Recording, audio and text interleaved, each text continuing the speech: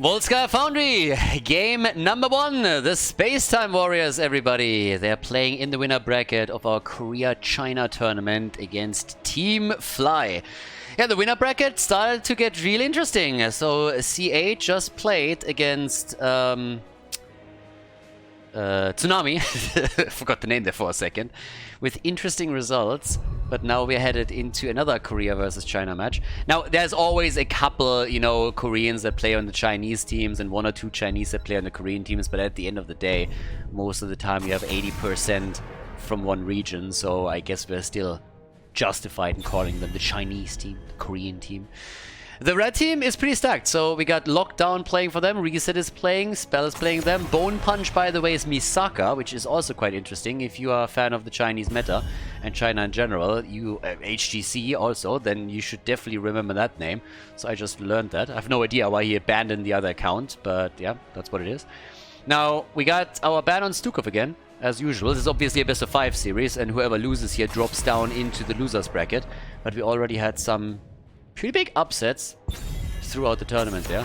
And there's a couple of teams that were dropped into the losers bracket very early that I'm super excited for. I talked about A Soul, just to give one example, and they were able to win their first losers bracket round, or their first losers bracket match, and we'll see how they are gonna fare in the upcoming rounds, if they can pull through a little bit further, or if they're going up against a strong opponent that they won't be able to annihilate. Either way, Malfurion gets banned too, so this time we have 2 of the top supports banned out here in Volskaya, and so are Junkrat and Tychus. Now, Jojo is still up for grabs and has been taken as the first pick. We've seen her with a huge priority from particularly the Chinese teams. Not so much the Koreans, but the Chinese players really, really like to play her. Now, Greyman and Blaze get taken quite quickly for our boys in red. So Blaze for all of that sustain that he gives you on the checkpoint, especially with Bunker that you can have, just general, having the oil spill, a little bit more control, some AoE, the stuns that he provides. Super powerful in that slot. And of course the bigger question now, also after the 2 picks come through here, what are the additional bans? What are you really trying to get rid of here? But Anduin and Mephisto. And Mephisto is becoming more and more an interesting hero to me. Very ignored in the European scene. Played only by 1 or 2 players, occasionally. But over here, he becomes a power pick. We've seen him now multiple times in the winner bracket. He has been banned occasionally too. And it's wild. It can be kind of wild.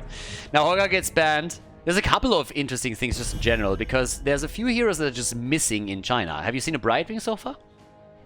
They don't like the Fruit Fly. They go full Khaldor on that one. So no Trashwing anywhere.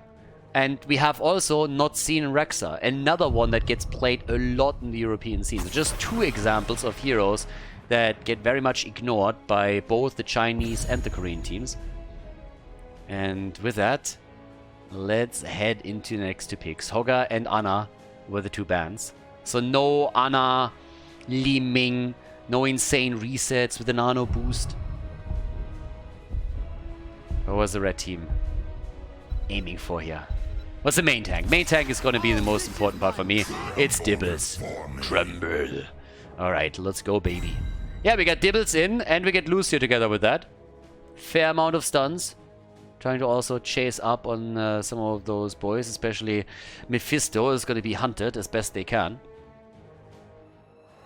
Yeah, and the blue team, what are the Space-Time Warriors going to do? Every single time I read that name, I don't know. They go full Daddy Elon on this one. But yeah, here comes Hanzo and Urel, the Space Goat. I love that we see so much Urel over here. Urel has always been fun. And Hanzo, he still gets picked together with that. So we have him with the poke, we have him with the stun. Mephisto is going to try to bring all that damage in. Very likely going to be a focus again on the Skull Missile. And Volskaya! They did it in the first round of the winner bracket, and they do it again. Team Fly with the Witch Doctor. Let's head straight into the first game of the best of 5 between the Space-Time Warriors and Team Fly. Game number 1, our winner brackets match is right here. We got Johanna And Urel on the side of the blue team up at the front line. Mephisto and Hanzo are the two that are attempting to do most of the damage. And Anduin is in the game once again. To the right side of the map, we got Nazibro. Our Spider Boy is being played, and Greymane is hopefully adding some extra damage as well. Blaze and Diablo for the front and Lucio for the heals. But yeah, Nazeebo with a patch, he definitely was brought back. It's kind of wild though. Some teams really like him, other teams completely ignore him.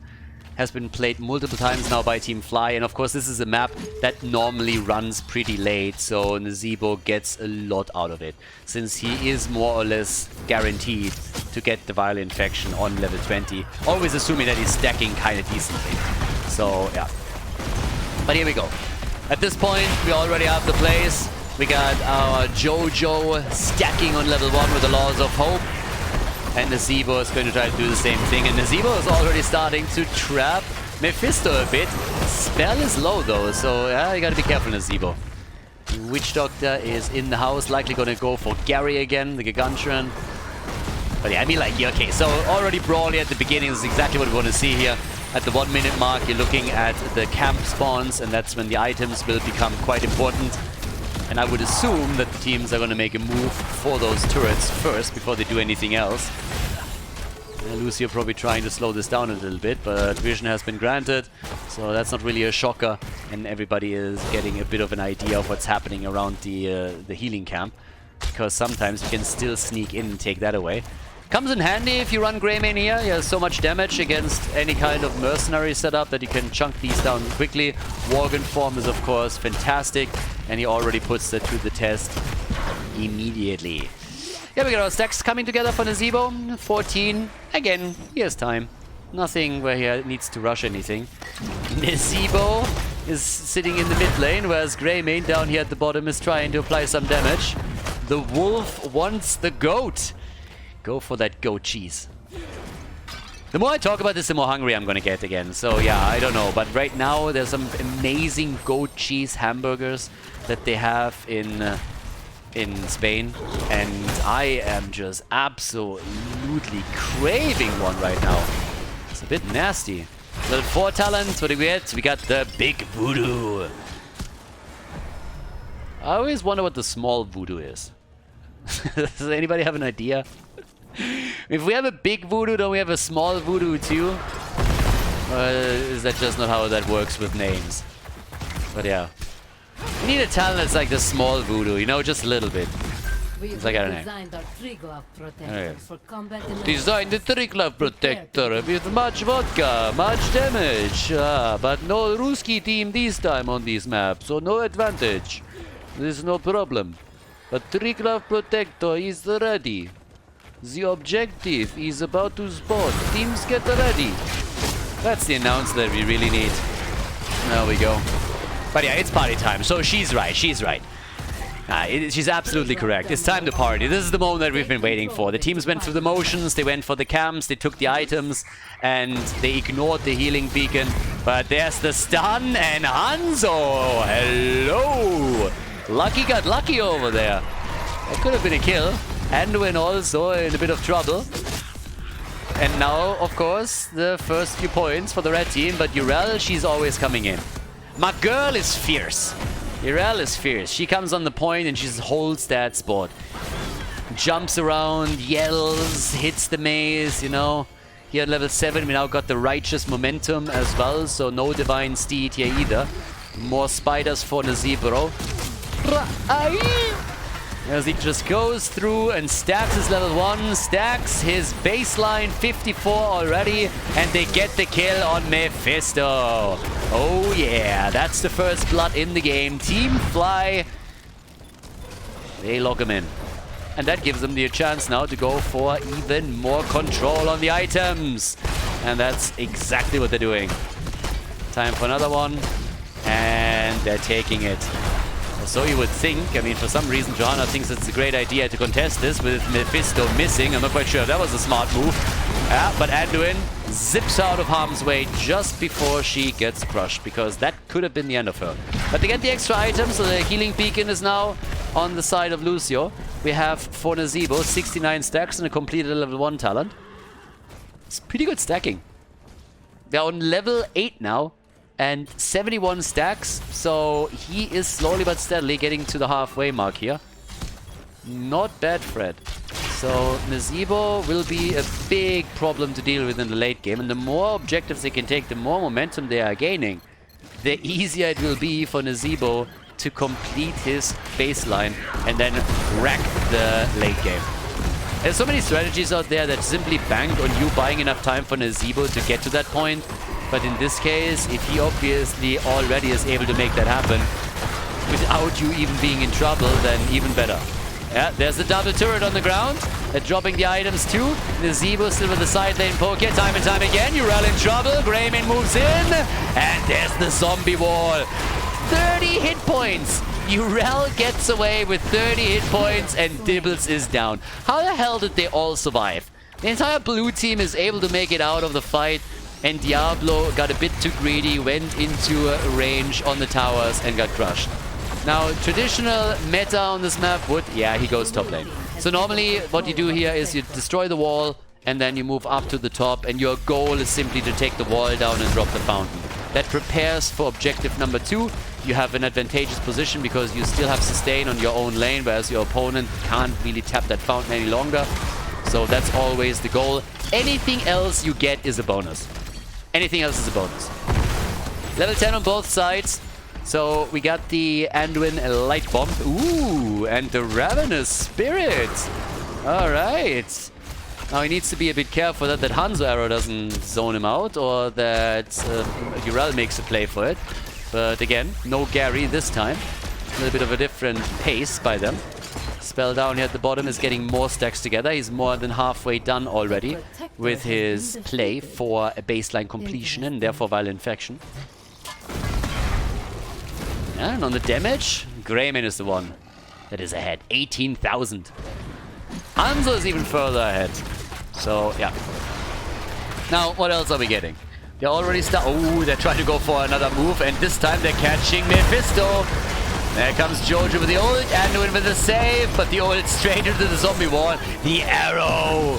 Oh, North American arrow, by the way. Ooh, yeah. Narrowly missing the target.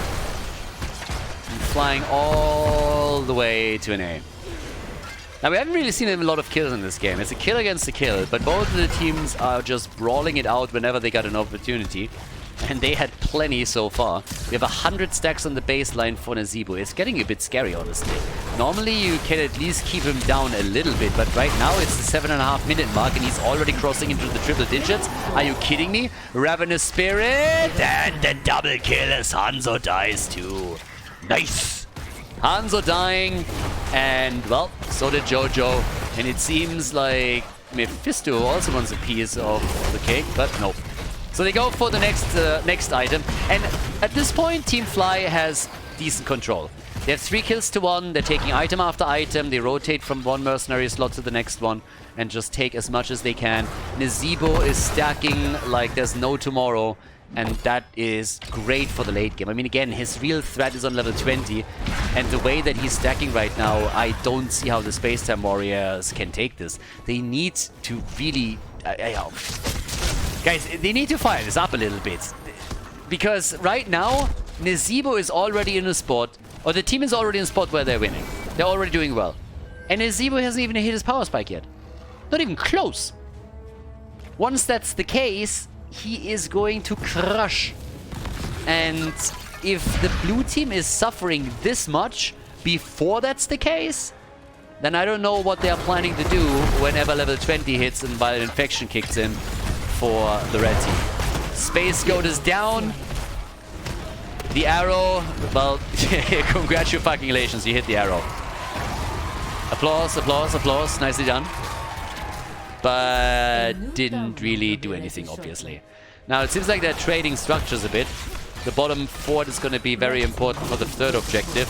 For the second one now, it's going to be a very even position in structure since this fountain has been taken down now. But the first fort has just now fallen.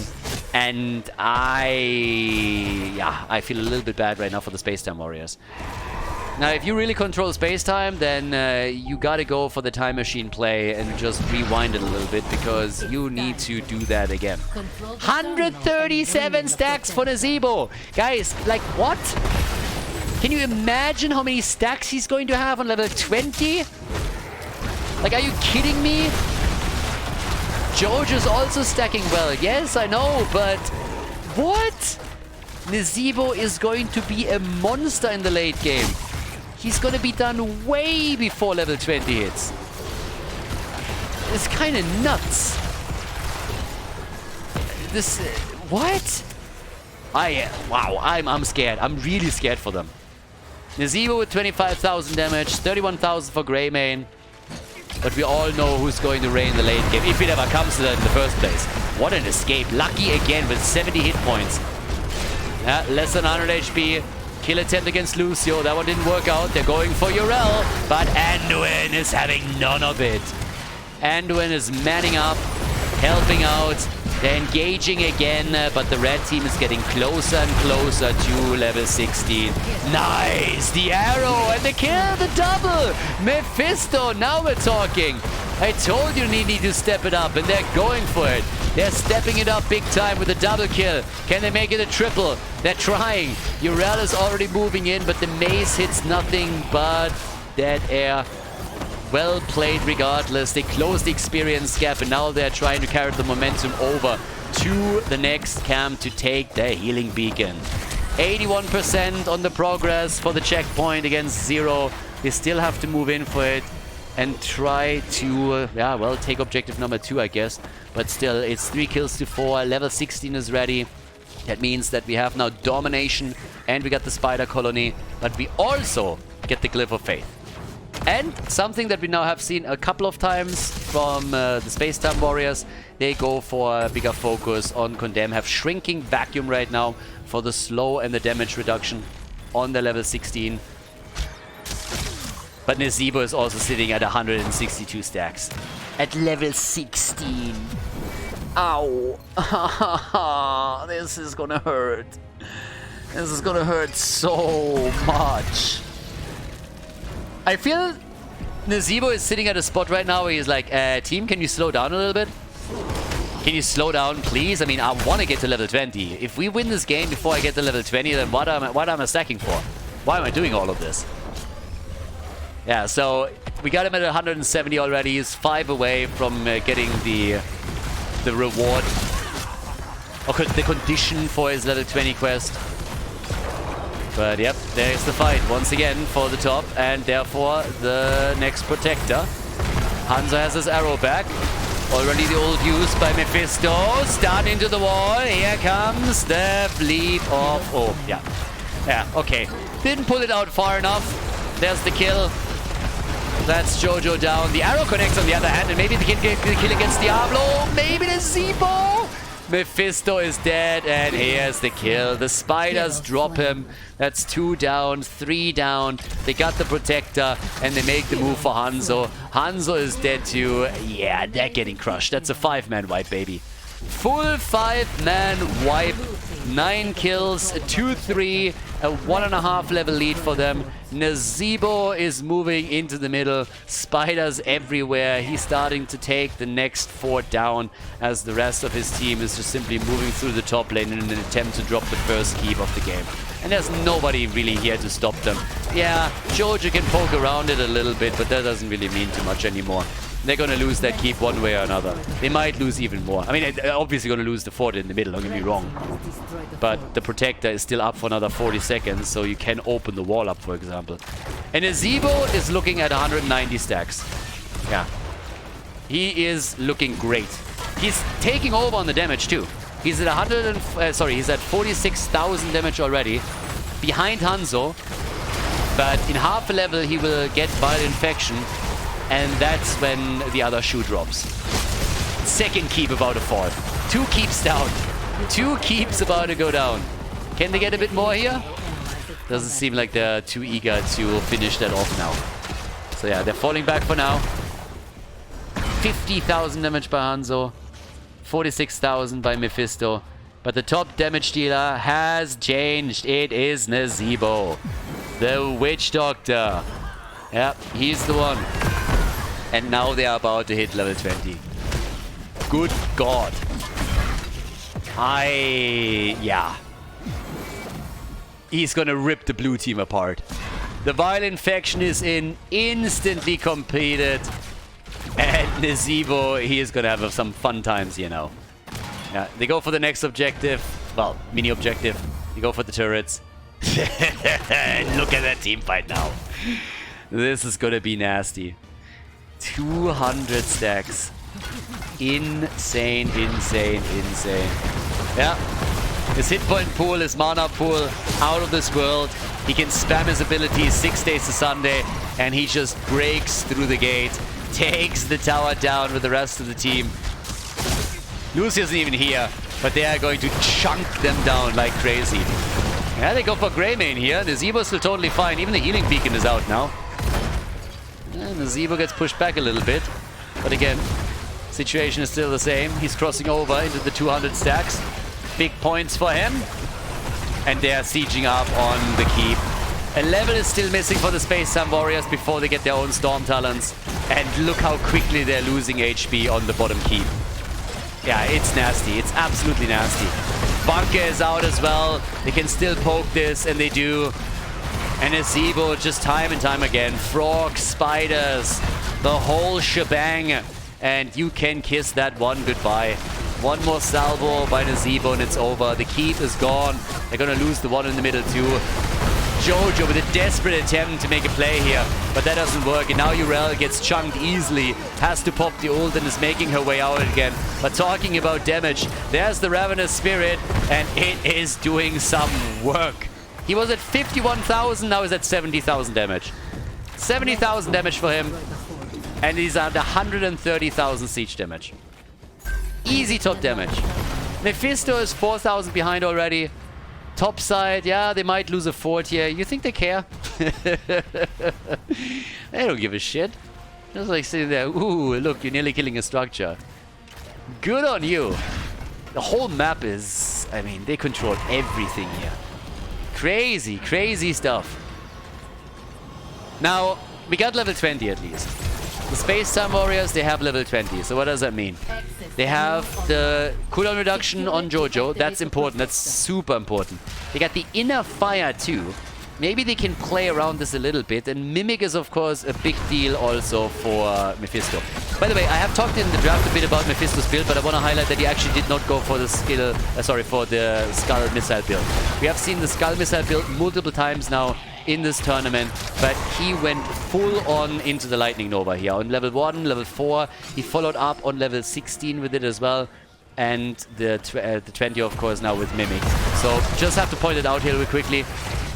Deviated away a bit from what we've seen so far in most of the games where Mephisto was played, and there were plenty. But now there's, of course, teamfight action on the horizon.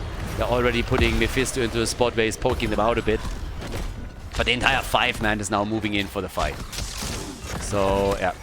Off we go. Camp, they give it up. They're not really fighting for this. I mean, they have control over the bottom of the map, so they're just waiting for the blue team to make a move down to the bot lane. They can even slow them down a little bit further. Everybody here has to avoid, try to run into those toads and into the spiders. That gives even more time over to Diablo to control the bot lane spot and maybe give them another protector that they can use. Jojo has done well on her stacking too. I mean, she's sitting at 48. So if she gets another globe, then she has in total 35% that she can instantly regenerate. That's plenty. Yep, and they're gonna get that now for her. If she's here. No, she's fighting it out with Dibbles on the spot. It's not the only one. Urel is also in position. And look at these fuckers. They're not even trying to fight. They're just sitting there like, why would we fight? We're just gonna macro your ass. We have Nazebo, we have Greymane. If those guys make it to the core, you are toast. So yeah, they're just gonna macro them. Everybody's trying to retreat. Lucio says nope, and simply slows them down, and everybody else is sitting here is like la la la la la. They move from one lane to another, push those minions back. Then they move down to the bottom. They bought a bit of time for Diablo. Now all of a sudden Jojo is very much alone. Everybody else had to retreat to help. Arrow is coming. Arrow, and it hits, but only one. And here comes the fight. And now they are just going straight up for the damage. Nezebo has all he needs, and Jojo is dead. Not even Anduin could save her. Diablo is a bit low. Maybe they can get the kill here, but Diablo being low means that he has 1,000 hit points. So that's another problem that they have. That he is fully stacked and also just crushing it here. So Jojo is down. And yeah, it's crazy. That's an objective likely for them now. And of course they're taking even more turrets. They're taking another turret down. Easy kill here. Damage output from the Nezebo, 85,000. To be fair, Mephisto caught up. But yeah, Nezebo didn't really participate in any team fights. We're going to keep an eye on that damage output if it ever comes to another battle. And I guess it has to around the core. They're going to wait for Jojo to be back before they're engaging. It's going to be a 5 versus 5, but it's also going to be a 20-minute protector that we're talking about here. So, yeah, here we go. They're going to make the move for the core. And Nezebo is in an insane spot. Yeah, big hit point pool, big mana pool. Staying as far back as he can while still being in range to get the abilities out. Urel would, of course, love nothing more than engage and threaten the Witch Doctor a bit. But that's not possible for her. Oh, that was a bad ult. Yeah, that got interrupted quickly by Urel. You need to pay attention to her positioning a little bit. But the spiders, they murder. They eat the core. And so does, of course, the Protector. That's game. Team Fly, they take the first game of this series. The lead in the best of 5 for the red team as they drop the core on Volskaya Foundry. Before we head into game number 2, make sure that you subscribe to the channel if you haven't done it yet so you don't miss out on any future content here on Khaldor TV. Alterac Pass! Okay, time for map number 2. Team Fly is in the lead, everybody. Great first game by them. Volskaya into Alterac. Yeah, we're heading from one big map into another. And it's time for the Space-Time Warriors to go for the first pick, first ban here. Now, Globals could play a role here. Dehaka, Falstad, again, keep an eye on them. We've seen Dehaka played multiple times. Falstad was oftentimes banned out. Doesn't change anything on what's prioritized the most. Interesting that they banned Stukov. Now, Stukov has been a consistent ban time and time again, but since they have first pick, you could have totally seen them ignoring Stukov for now, waiting for Team Fly to ban them out, and if that doesn't happen, then pick him first. And they decided to not do that, so it's kind of interesting that they don't want to play Stukov. Malfurion gets also banned, so yeah, again, that support focus that we're seeing here. But yeah, kind of fun. And it continues. Lucio is getting banned as well. It was kind of wild. Now, we haven't seen Brightwing. I mentioned this in one of the previous series too. In so many of the European games, you would have seen Trashwing already. But over here, Brightwing's friends are really invisible. Nobody likes Brightwing, and for good reason. So the Fruit Fly is out. But at some point they might have no other choice, because now there's 4 supports that have been banned in the first ban rotation. It leaves us, of course, still with Deckard Cain. It's probably like your big boy right now. And I would totally expect them to maybe even go into something a little bit more crazy, like a Whitemane or whatnot. But Brightwing has at least some global presence that she could utilize. Johanna gets taken. The Chinese love Johanna. The Chinese just love to pick Johanna. It's not only true for the Space-Time Warriors, it's so true for pretty much every single Chinese team that we've seen so far. They really, really like to play with her, and especially around the level 20 with the Falling Sword and the cooldown reduction. But what is Team Fly now going to do? Yeah. They go for Deckard Cain. They go for the Boomer. Deckard Cain is in the house, ready to tell everybody again about his childhood and bore them to death here. Tigers claimed together with him. And I think it's time for the blue team to also take a support, because if they don't, then Team Fly is just going to ban out another one. But what are they going to play with Jojo here? Falstad, there's the birdie. Time for the chicken to make some plays. And Karazim. Alright. Karazim for the support. Falstad to control the map a little bit, to have the extra, well, first of all, a bit of wave clear, side lane pressure, Not quite sure what kind of build we're going to see, but if you go into Secret Weapon on level 7, you can, of course, if you are left alone on the side lane, do more damage against the structures and really pressure it. Zeratul gets banned, so that Zeratul can't rip Falstad apart. Yeah, it's true. The Protoss, he likes his chicken. But now that Hoga is also banned out, what are we getting from our boys in red? Again, keep in mind, Misaka is playing on the account Bone Punch, so one of the Chinese players on that team, but also an incredibly powerful one. I mean, he really made a name for himself in the times of HGC. RIP! And there he is again. Worked on the first map, why not pull it off again? Nazebo. Deckard K knows him well, so the two friends are coming in. But yeah, let's go. Dibbles. I mean, they're nearly going full Diablo in this one. It's only Tigers that is throwing a little bit of a curveball there. I mean, in general, if you're looking at that, it's kind of interesting. There's a lot of Diablo characters in the draft now. Oh, double global. They're going full macro. And Genji. Okay. Dehaka and Falstad. Now that gives them a lot of control. If they really want to run with the two and maybe go for that lane swap between them, they can turn any lane into a numbers advantage situation and then fly back out to make sure they don't lose any experience. And we get the Panda on the other side. Time for Chen, everybody. Alterac pass, okay. So once again, the Witch Doctor together with the old geezer. Diablo and Chen. Worked on map number 1. Let's check it out. Can the Witch Doctor pull it off again? Alterac pass coming up next.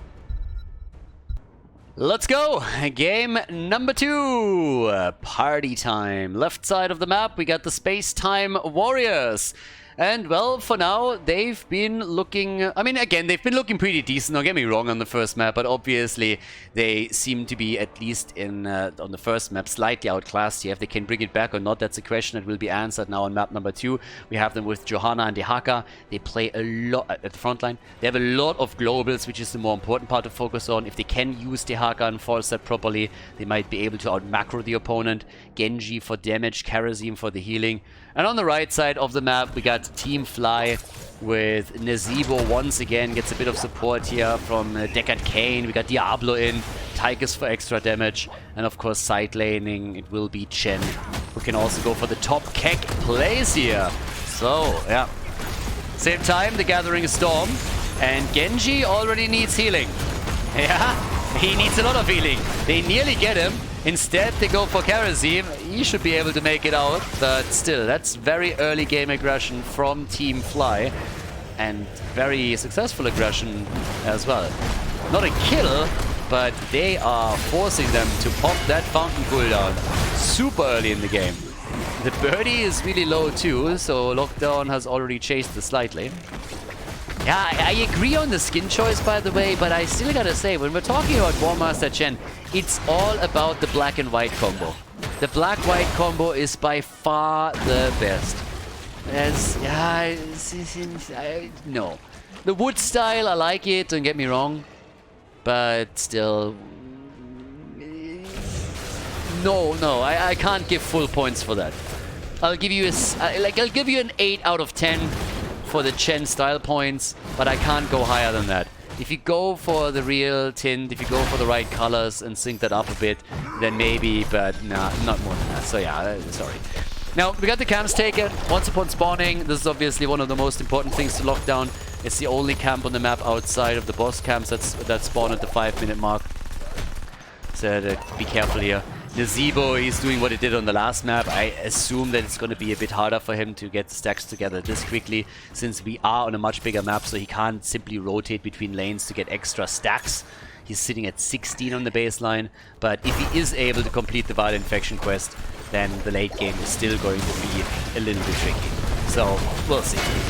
Outside of that, it's still early game brawls, all the early game skirmishes that we're seeing here. Again, with that updraft on level 4, we see that a bit more on the Chinese side. Not something that the Europeans really like to play, but this is now... I mean, I don't even know if it was only the Space-Time Warriors that played this. I've seen it a couple of times. Might have been from the same team.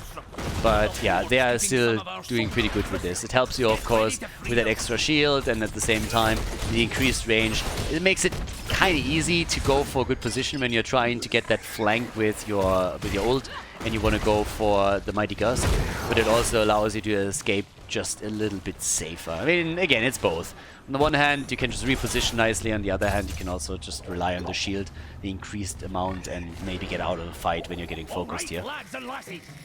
And yep, there we go. Mass Assassin again for the trade, and nobody gives a shit about the prisoners. Feels kind of bad. I mean, you're getting put into Twitter jail at some point, and then you're just sitting there, you know, nobody really cares about you. It's like, let me out, let me out. And yeah, nothing happens. Normally it's level 7 when the teams are more so poking around. This depends a little bit. If you get an early fight and you're starting to pull ahead, you have a half-level lead and you're guaranteed to get level 7 first, then it's a different story. But if it's an even game and both teams are playing a bit more on the defensive side, then usually this gets focused very late. Now that level 7 is in, we have Johanna at least sniffing around those orcs a bit. But yeah, level 7 is going to kick in for both of them. Again, the conviction on level 7. We also got here the boomerang. And the red team locks in the next talent, which gives us the Kanai's Cube. And full spider build this time. So no adjustment on level 7. No big voodoo. We go into the hex crawlers instead. So a little bit of sustain through the spiders. And the grenade build is being completed by Tychus. It's a pretty significant lead actually on the objective. They're only 16 seconds out of accomplishing anything here. But yeah, it's still a game without a kill, which could change in the middle. No, not quite. The grenade is not... Oh, wow, he wanted it. Oh, okay, that was a bit of a surprise. Gentleman YOLO. He just decided, I want the birdie. He's hungry. Yeah, he went for it. And I take everything back that I said about Nazeebo. He's already at 50 stacks again. So yeah, he's very, very quickly stacking this up. Definitely making the rotation work. I thought that he might have to slow down a bit on this map, but far from it. He's already getting his stacks together here and is able to do a very, very good job towards the level 20, which is going to be the real threat, obviously. Now, we are already at level 8, not a single kill, 5 minutes in, and the teams haven't made a move for the objective yet. But this is the time where at least Team Fly is deciding that it's time to save the Raiders. So yeah, they're gonna go for it. Now, we already have them going for the kill, and Genji is low, but he's able to swift strike out. But they are on the retreat. And this is a full 5 versus 4, because the Haka isn't here yet. And let's not forget that the Space-Time Warriors are the one that have 2 additional... I mean, they're the ones that currently run 2 globals. So they should be pulling ahead in experience, at least a little bit. And currently, that is not happening. So yeah, they are instead in trouble in the team fight, because that 5-man, they're pulling it back, but they're losing the objective. So that was already taken. If they now also lose, let's say, Karazim or maybe the Haka, then it would be an absolute disaster around objective number 1. And everybody's trying to rush away from this, but they are starting to struggle. I mean, everybody's low. Even if they escape here, they have to lick their wounds a bit, as we have now Raiders approaching from every single lane, and Diablo even completing his baseline quest. So that one's gone. 73 stacks for Nazeebo, nearly halfway done. And they are murdering. Level 10 hits. Small difference, small gap. Can they utilize that? I don't really think so, but we'll see. Lightning Breath is in. 7-sided strike. Top kick plays for Boy Chen. Adaptation. They really like adaptation in Korea and China. Especially the Chinese players. They have been playing with adaptation a lot. A lot. European scene, you don't see any of that. Now, at the left side, that could have maybe even been a kill. I was honestly expecting for Lockdown to pop the top kick plays here. But yeah, there's a 7-sided strike. Are they trying to kick it out? No. Ford in the mid lane is about to go down. They have to poke it a bit more, but then it's Gonzo. And they're already trying to do that. At the top lane, it's also taking a lot of damage. And even Diablo is now moving into the middle of the map in an attempt to help to drop the first structure. Jojo has gone into the shield. So this time, no falling sword for them and no upgrade to level 20. That gives us a cooldown reduction on this. We got the Blessed Shield in. And with that stun, the Haka can maybe follow up with the drag, but obviously you're also looking at isolation attempts with Mighty Gust and follow-ups through Karazim in particular, who can always add this 7-sided strike here. A little bit of a staring contest. There's the Blessed Shield. Does he barrel over? No. Oh, apparently he doesn't have the cooldown. Okay, so they interrupt thanks to the Gust, and they get the kill against Nazeebo. Good for them. Witch Doctor down. That was kind of important. I was initially a little bit surprised that Lucky didn't go for a barrel roll, but apparently he was already on cooldown on that one. Okay. Damage output. Ooh, the Haka. Yeah, you might be in trouble here. 23,000 for Chen, and there's the keg. There's the keg, but the assists are coming. That 7-sided strike was a bit too optimistic, but they're popping all the ults. They're going full pirate on us. Arrgh! And they're getting one hit in after another with Tychus falling, but so does Genji. Look at that. Fat Illidan came jumping over the gate and took him down. And the Haka is also locked in place. And they can get the kill. Nicely done, especially by Nazeebo with a zombie wall here. Good for him. Super healing potion as a next talent for Deckard Cain. We have 2 kills to 2 still in the middle. Some additional pressure coming from Falstad. They have to control these lanes now. They got the double global. You gotta use that. You have to use those globals or you're going to be in real danger. And they're losing more and more on the map. Given the fact that they're running 2 globals, they really struggle to keep the structures in play. Lockdown, yeah, he doesn't care. So he's already jumping. Oh, well, now he cares. He didn't care at the start, but as soon as that Blessed Shield came his way, then he started caring. Now, if he would have seen that in time, he might have been able to kick away, but that hit him, that blindsided him in a little bit. So that's an additional kill for the Space-Time Warriors. And now they are going for the objective one more time. The attempt to get the cavalry. And with 5 versus 4, you could make that happen, especially since Nazeebo was stuck at the bot lane. So you're technically playing a 5 versus 3 for the duration that it takes him to move towards the top. And here he comes. This time, by the way, with the ice block. A little bit safer this time. Goes for the ice block. Yeah, they retook the camp. And they push him back. 120 stacks for Nazeebo. Yeah, he's doing well. He's doing all that he has to do to ensure that they have the Vital Infection ready at level 20. Mighty Gust attempt into the 7-sided. It's just not working enough. The play attempts, the coordination between Falstad and Karazim, the rest of the team, it's honestly not as crisp as you would probably expect it here. Fat Illidan jumping in again. Pause first. Yeah, they're trying to go for the Haka here. They're trying also. There's already the Spirit, alright. And how much can they do with this? They're trying to isolate Genji a bit with a keg plays. Diablo with a stun. Misaka to beast. Nice. That was awesome. He was in so much trouble. He was in real danger of dying, and then he just uses Genji as an escape tool and killed him in the same process. And now they're getting more kills in. They take Falstad down, and they go for the Haka. That's 2 more kills. 5 kills, 2-3. Yep, there you have it. They are on the chase, and they are starting to take them down. Obviously, with the fort gone, there's little that the Space-Time Warriors can do. They're trying to retreat, and it's tricky to begin with.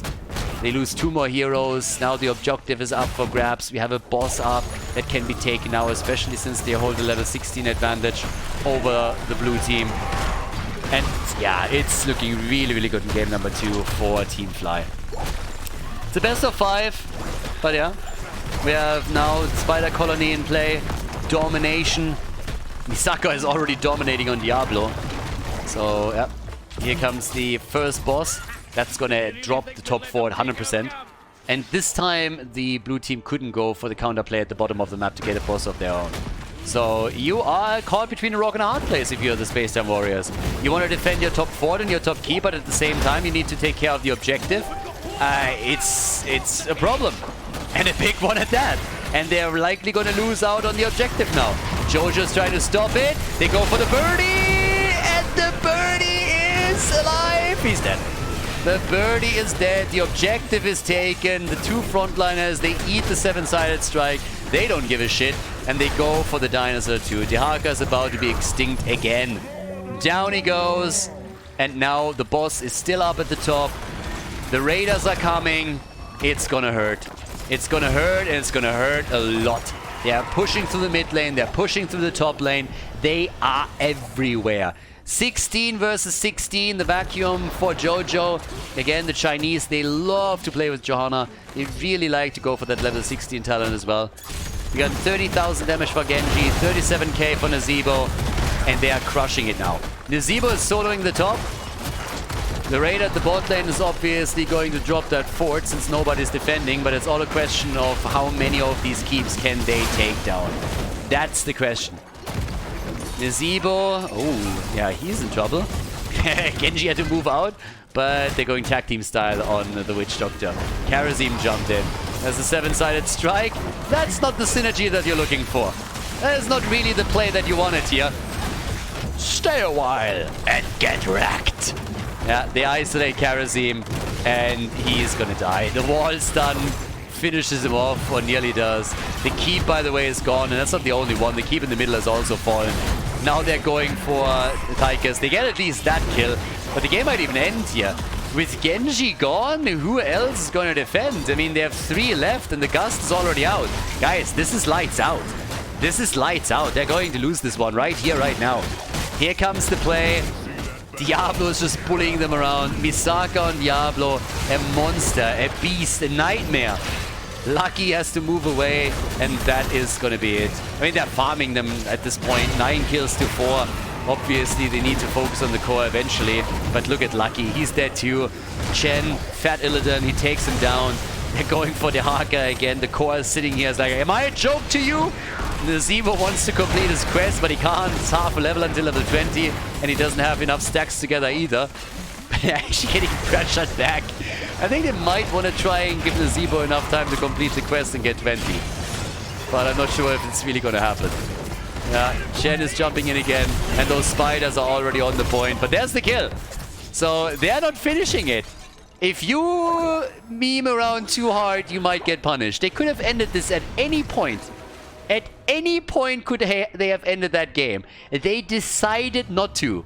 That was not just them screwing up, making a mistake, making the wrong priority. No. They just decided that they wouldn't go for it. So, yeah, with 1,000 hit points left, there's no way. Okay, so at this point, we have 10 kills to 5, and they give Nazeebo the time he needs to get his viral infection. They know that they have this game pretty much in the bag, so it's party time. Alright, Nazeebo, he's 10 out of getting his quest completed, and they are going to get the viral infection into the game here. 25 stacks for Jojo. They're still on level 20.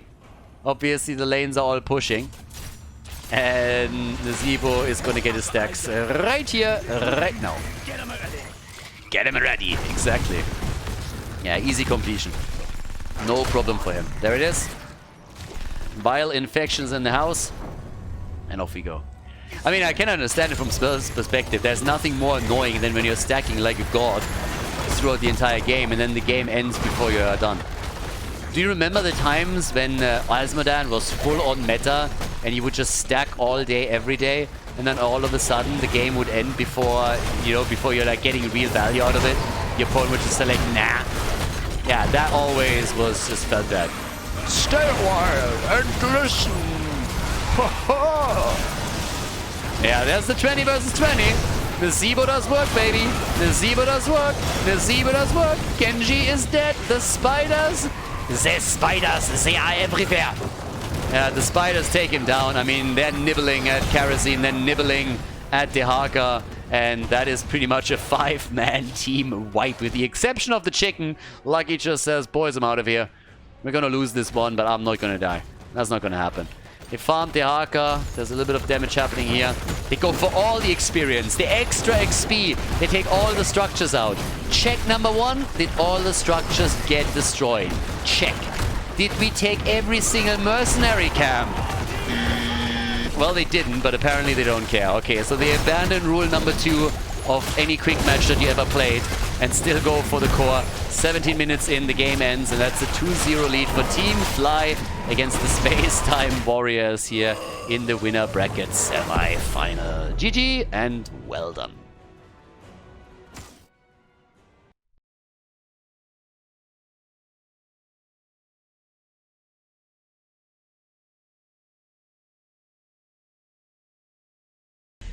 Game number 3, Infernal Shrines, and boys, girls, this might be the last one. Now, there was a little bit of trollolololol on map number 2.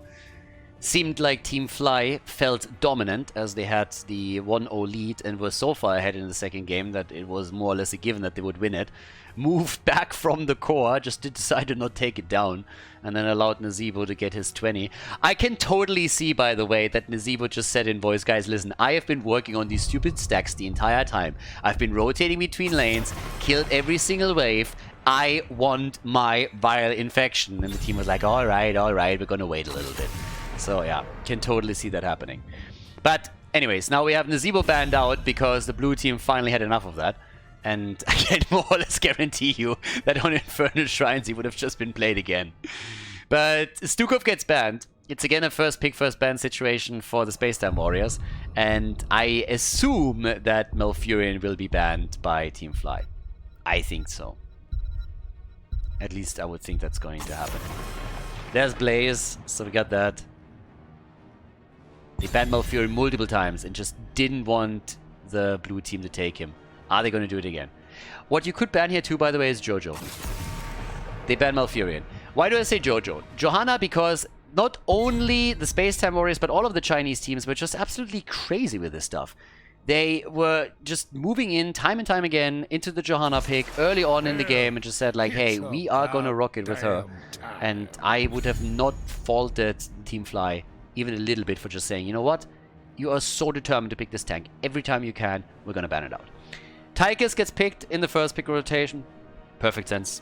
Odin, again, why wouldn't you? And then again, what are we getting for Team Fly now?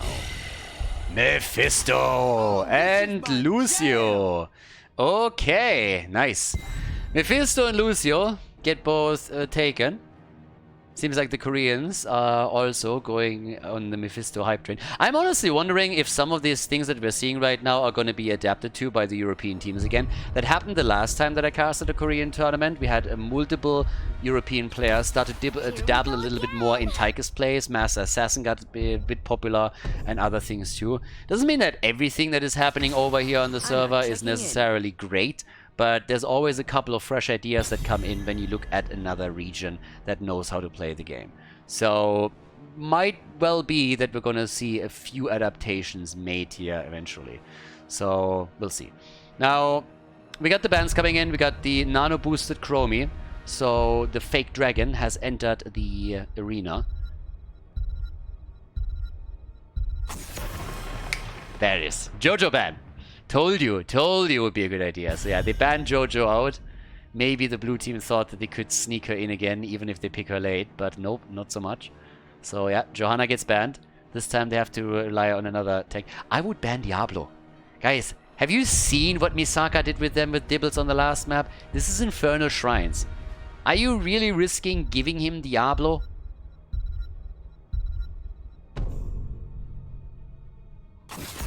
They ban Leo. I gotta be honest, Diablo plus X looks really good. Urel, Sonya if you want. But yeah, Diablo Urel at this point.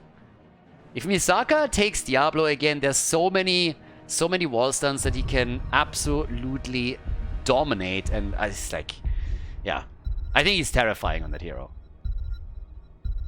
Could play Chen again if they wanted. Did it already. Greymane and Dibbles! Well, GG, go next. 3-0 confirmed. Alright, maybe not quite, but yeah. I have no idea why they banned Leo. Now, I'm not saying Leo is in any way, shape or form weak. Obviously, he's a strong pick, and he's a very, very good pick here too. But giving Misaka Dibbles again after the last map? Whew. Yes, they have Tychus. I get it. But that's not going to be enough. This is not going to be enough. May and Malthael. Yeah, right. And when I said it's not going to be enough, maybe Tychus Malthael is going to be enough.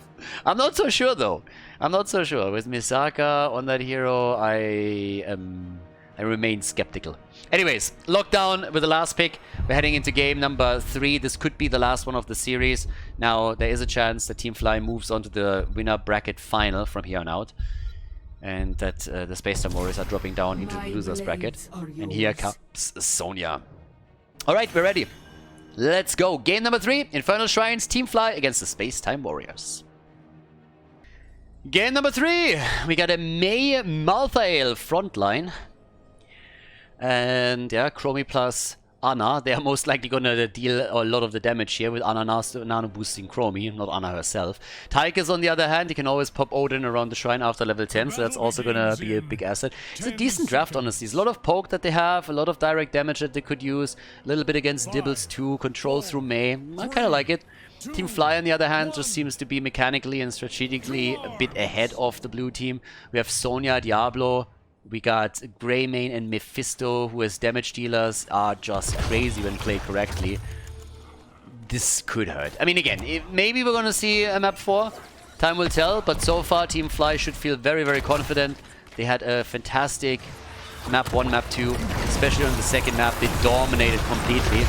And now we're going into the big brawl in the middle of the map right here. So, let's see what they can do. Maybe an early kill? Nah. He's able to make his way out, so a bit of damage against Mephisto, but nothing too crazy. And Greymane is now just chunking down the wave. But it should be a pretty relaxed early game for both of the teams, I think. Well, so much for that. I was just about to say, maybe we're going to see some action around the camps, but I would expect the real fights to start around the objective. But Korean and Chinese teams have a bit of a knack for brawling early, and at least for now, it seems like this is going to be another game where we're going to observe that. So, could happen. 1 versus 1 at the top lane has already been played out, and boy, they are going for some real damage, aren't they? Whew. Alright. Down here, it's Lucio's just zipping around, and damn, Lucio is just a pest. Lucio is just a massive pest at this point. So, we have the first camp taken. They're trying to go for the double. They won't be able to lock in the one on the left side, but yep, there it is. So they're trying to make the plays. Yeah. She's dead. Goodbye. Chromie is dead. She got slapped around. Yeah, that little kinky beast enjoys that way too much. I mean, you would actually think that she does that on purpose. You should see her when there's an Oriole in the game. Every time she hears a whip, she gets excited. Yeah, she's definitely, I mean, yeah. No words, no words. Chromie was always a bit on the naughty side. But yeah, she's kind of crazy in the first place. I mean, if you run around pretending you're a dragon, you have to be a little bit nuts. So either way. Now, we have 1 kill to 0 now in the game. A little bit of a dominant position already for Team Fly. Nothing too obscene, of course. But all the way top right, we already have Lockdown going for the camp. So he's trying to get that. And, well, if the... I was about to say, yeah, they need to make a play for that too. Hello, boys? Yeah, Malthael needs a little bit of help. He can't do that by himself. Well, he can, but apparently he doesn't want to. He needs to get some assists, so let's go for it. Remember I talked in one of the previous games about the builds on Mephisto and how the blue team, when they played him, didn't go for the missile build. Now we see it again. So as it is taken by the Korean team, we have on level 1, again, the unyielding power. So Skull Missile is the name of the game here. We had more of a focus into the Lightning Nova when the Space-Time Warriors played Mephisto, with limited success, obviously. Mass Assassin is in, as usual, for our boy Tychus. But there's the wall stun, and slide out by May. I said it before and I say it again. I like that you have a Tychus and the Mephisto against Diablo, but it's Misaka, and Misaka is a monster. Yeah, he's getting one stun after another. Honestly, he would stun people into... like, he would get stuns even if there wasn't a wall. That's how well he plays that hero. He finds every angle. He turns over every stone. If there's an angle, he finds it. Paying attention in math class and everything. So now we have a bit of a lead for the Space-Time Warriors. They've actually started to take the point here. They might lock in the first objective, but the red team is looking for another kill. They're going in deep once again. Already Sonya in the back. Malthael is trying to get the objective, and he does. But they didn't get the kill, red team. So good for the blue team. Good for the Space Time Warriors. They got close a few times. Team Fly took a kill, but they couldn't lock it in. And a lot of teams that run with Tigers, I don't want to say abandon the first objective, but they oftentimes just nibble at it and see what they can get, because they want to wait for Tigers to get his real power spike when it comes to objective fights, and that of course hits once he has access to Odin. So as it stands, we have already objective number 1 locked in by the Space Time Warriors. The blue team with the Malthael rotation between the mid and the top now. Damage output, we're getting 11,000 for Chromie and 9,000 for Mephisto. Now we talked a lot about the nano boost on Chromie, but honestly at this point, if you are looking at the lineup that they're playing here, nano boosted Malthael would make maybe even way more sense. Malthael, when he can just go unchecked into the opponent's backline, he can rip you apart. A nano boosted Malthael with Tormented Souls is terrifying, and I think that's exactly what we're seeing here. The longer this lasts, and the more that I look at it, I can totally see the Space Time Warriors win this game. Because the amount of stuns that we have for Team Fly is limited. And if you nano boost Malthael's Tormented Souls, he is obliterating a backline. Unless you have stuns and can somehow lock him out, and that just doesn't really exist here. So I guess it comes down to Lucio at the end of the day, and the way that he plays it out. We've seen a lot of high fives, but given what we are seeing here, it might make a lot more sense for them to go for the sound barrier and just ensure that they have a shot on that. So it will be interesting. Real interesting. Yeah, more stuns are coming in. There's level 10. Not even... Wow, they didn't go for the APOC here. Okay. As they really don't like the Durance of Fate. They all go consume souls. And there it is. Tormented Souls. And we got Nano Boost. It's a little bit of a weird tag team. So first Malthael torments the souls and then Mephisto just eats them. That's a little bit fucked up if you ask me. That's just not okay. Don't know what to tell you here. But either way, that's a problem for Diablo. Should be fine for now, especially since Sonya zones them out. Yeah, and they nearly got a kill. Oh, that's the trade. Yeah, that got spicy. That got real spicy. What do we get in the meantime? We got our level 11 in. Kill for kill. Sleep dart. Stun. And Mei is dead, but so is Lucio. Lucio's dead.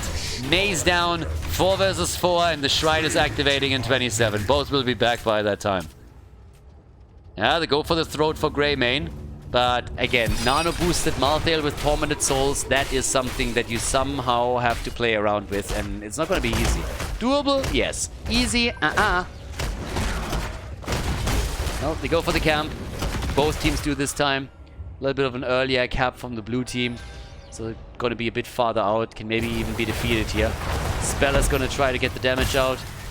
But yeah, 2 stacks together for our boy Tychus.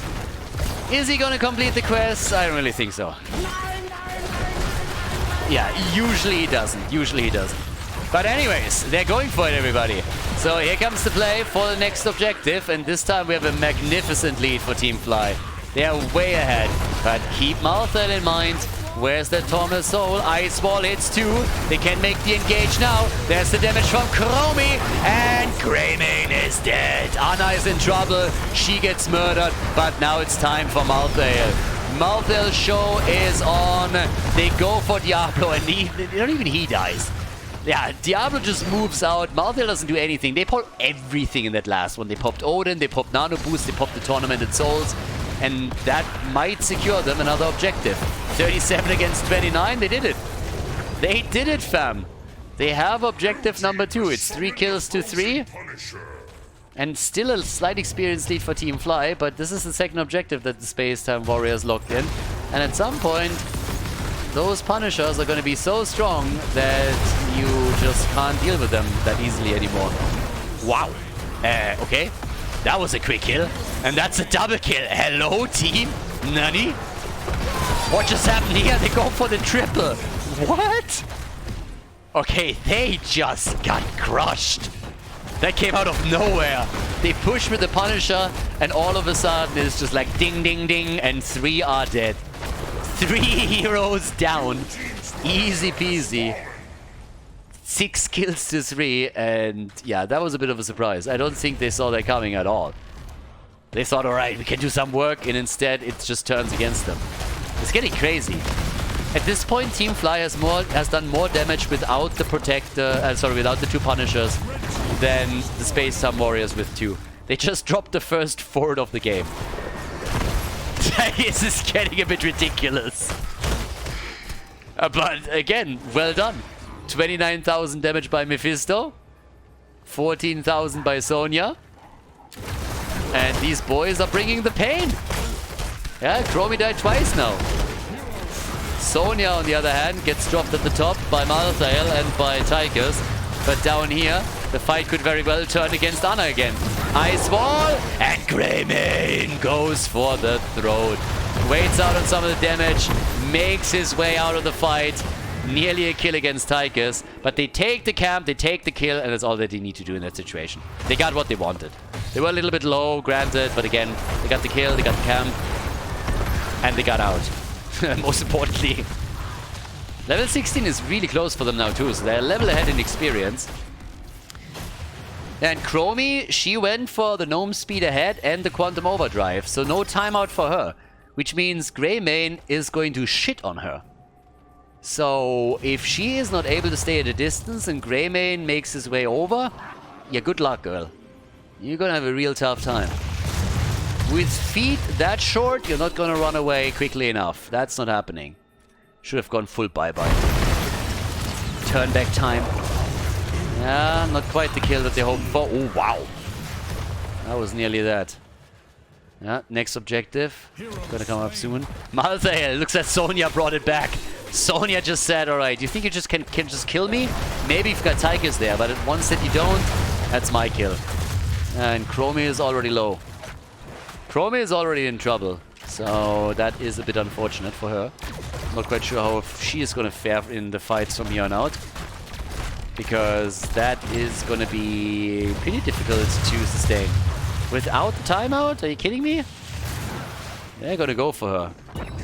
So now we got the Shrine and the bot lane activating. Both teams should have level 16 by the time that it's on the map. Yeah. Red team is already at it, of course. They're still a level ahead, but the blue team is locking the extra talent in now. Chromie at 32,000 damage. Mephisto increasing those numbers by an 11k lead. And by now, we can go for the big fight. Greymane has now Executioner. We got the full-on setup with the Skull Missile. Lightning reaction, and the Apport Skull. And here comes the fight. Here comes the fight. And there's the nano-boosted Tormented Souls. They go for Diablo. The stun connecting with Malthael, but he gets the kill against Dibbles. Dibbles is down.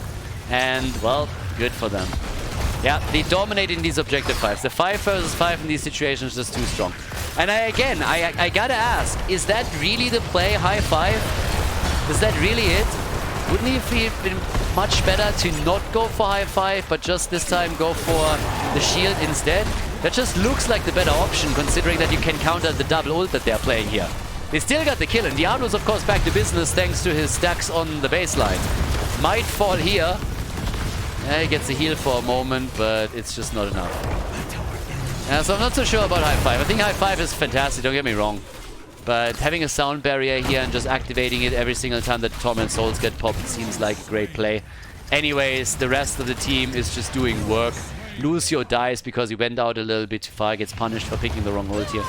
But nah, so they get kill after kill. They're 4 down. And no way. Tries to get the damage out with a wave, but that isn't happening. It's still 12 kills to 5. Greymane hasn't even finished the objective because he wants to go to the top and defeat this first, and they can wait for the respawn on the others. But this is of course a big win for them now. Not only are they more than 1.5 levels ahead in experience now, they get all of the XP at the top. The fort still falls, but yeah, it matters. But again, it's not the end of the day. And over here, it's gonna be the first objective for them. So yeah, they're gonna look good here. But yeah, I think for Lucio, it might have been a bit advantageous to go for the sound barrier. In this case, simply because the nano boosted Tormented Souls is just really, really strong. And if you can project it on the entire team and you get a good shield out, then those are 2 ults that will more or less be negated. But anyways, they're doing well, as you can obviously tell, with Greymane now being able to dish out this much damage. They're just jumping from one target to another. Sonya is doing wonders, by the way. She's doing real work. She's bringing the pain. She's at 27,000 damage, which is even more than Greymane has. 116,000 on the siege. And here comes the push with a Punisher and level 20. So they have a mad advantage as they are now moving through bot lane. Even more sustained for Sonya, of course, with Ignore Pain. Diablo has the Hellgate that helps him against any kind of multi-engage even further. Lucio has upgraded with the Mix and Fire. They have such a great position now. And Chromie gets already attacked and nearly murdered here. They want her. Every single time she comes close, they immediately start to engage and look to close the distance. But the keep has fallen. That wasn't even contested. The keep is down immediately. And Team Flight, they want to go to the winner bracket final. They want to go to the winner bracket final. They want to end this right here, right now. The shield is down. That wall doesn't do anything. And this is a victory. This is a victory for Team Fly. They were the favorite heading into the series, and they just showed why. They will move on to the winner bracket final to face off against the Chinese team, to face off against C8.